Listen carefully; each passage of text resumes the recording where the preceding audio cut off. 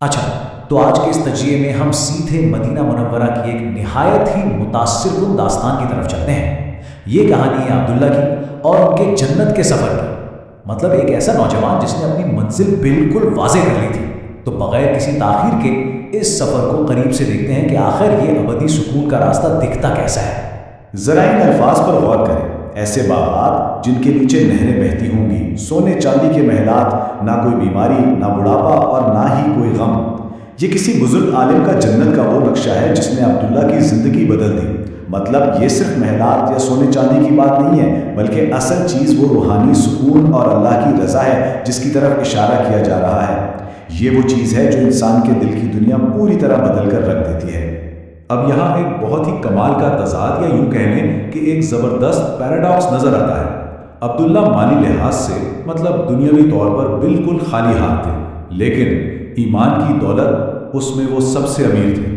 ان کا روز مسجد جانا، قرآن کی تلاوت کرنا یہ ہمیں بتاتا ہے کہ اصل امیری کا بینک بیلنس سے کوئی لینا دینا نہیں ہے، سچا سکون تو خالق سے جڑنے میں ہی ہے۔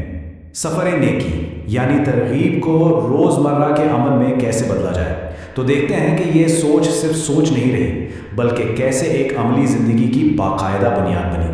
کیونکہ دیکھیے، صرف جنت کی خواہش کر لینا تو کافی نہیں ہے نا، کچھ عملی قدم تو اٹھانے پڑتے ہیں، جیسے والدین کے سچے دل سے خدمت کرنا، غریبوں کے کام آنا، ہمیشہ سچ بولنا اور ہر طرح کی نافرمانی سے بچنا۔ یہ وہ چھوٹی چھوٹی روزمرہ کی نیکیاں ہیں جو اس عظیم انعام کی قیمت بنتی ہیں۔ یہی وہ ایکشنز ہیں جو ہمیں حقیقت میں روحانی بلندی تک لے جاتے ہیں۔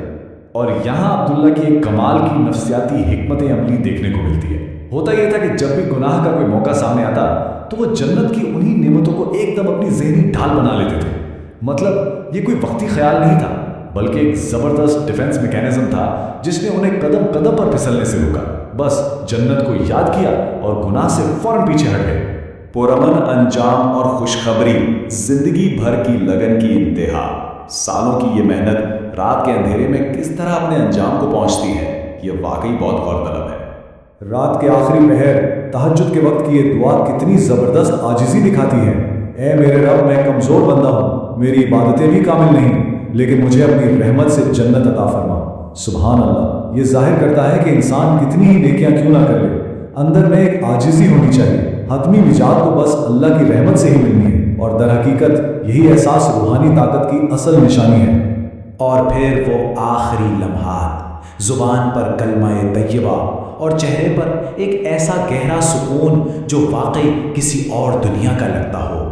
یہ بالکل ان تعلیمات کی عکاسی ہے کہ جب کوئی سچا مومن دنیا سے جاتا ہے تو رحمت کے فرشتے اسے خوشخبری سناتے ہیں۔ یہ وہ لمحہ ہے جب زندگی کی ساری تھکاوٹ، ساری محنت ایک ہمیشہ رہنے والے اطمینان میں بدل جاتی ہے۔ کامیابی کا حقیقی راز جنت کا اخلاقی ڈھانچہ۔ تو آئیے اب ذرا اس پورے سفر کے بنیادی سبق کو اچھے سے سمجھتے ہیں۔ اگر ہم اس پورے پروسیس کو دیکھیں تو 3 واضح مراحل نظر آتے ہیں۔ پہلا، دل میں پختہ ایمان۔ دوسرا مرحلہ، عملی نیکیاں، مطلب نماز، صبر، سچائی۔ اور پھر آخر میں جا کے ملتا ہے تیسرا مرحلہ، یعنی ابدی انعام، جنت۔ یہ ہمیں کیا بتاتا ہے؟ یہی کہ جنت کبھی پلیٹ میں رکھ کر نہیں ملتی، اس کے لیے باقاعدہ ایک منظم روحانی محنت کرنا پڑتی ہے۔ اس سب سے ایک بہت ہی زبردست فلسفہ ابھرتا ہے۔ ذرا سوچئے، ایک طرف یہ دنیا ہے جو بس 4 دن کی چاندنی ہے، انتہائی عارضی، اور دوسری طرف ہے ابدی جنت جو ہمیشہ ہمیشہ کے لیے ہے۔ جب ہم ان دونوں کو آمنے سامنے رکھ کر دیکھتے ہیں نا تو یہ بالکل کلیئر ہو جاتا ہے کہ ہماری اصل ترجیح ہونی کیا چاہیے۔ عبداللہ کے اس پورے سفر کو دیکھ کر آخر میں ایک سوال ذہن میں ضرور آتا ہے، کل کے اس ہمیشہ رہنے والے سکون کو پانے کے لیے ہم آج کیا انتخاب کر رہے ہیں؟ کیونکہ سچ تو یہ ہے کہ ہمارے آج کے یہ چھوٹے چھوٹے روزمرہ کے فیصلے ہی ہماری آخرت کی حقیقت کو بناتے ہیں۔ یہ ایک ایسا سوال ہے جس پر غور کرنا ہم سب کے لیے بہت ضروری ہے۔